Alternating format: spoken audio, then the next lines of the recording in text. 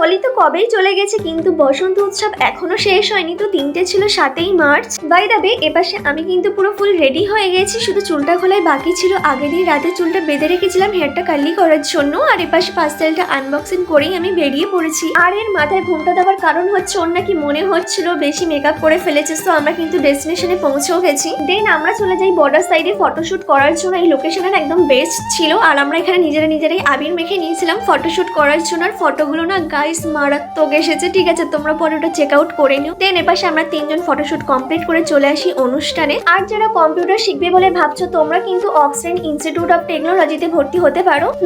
তোমরা কিন্তু আবার উল্টো পাল্টা ভেবো না, এটা কিন্তু আমার বান্ধবী ললিতা ছিল। যাই হোক, ওকে আমি বউ না বর বলবো বুঝতে পারছিলাম না। আর এপাশে আমাদের ফটো তোলাও শেষ হচ্ছিল না, ফটোশুট করেই যাচ্ছিলাম। লাস্টে সবার ডান্স করার পর অনুষ্ঠানটা শেষ করা হয়েছিল, আর আমরা সাথে সাথেই বেরিয়ে পড়েছিলাম বাড়ি আসার জন্য। আর আমাদের 3জনকে কেমন লাগছে অবশ্যই কমেন্ট করে জানি।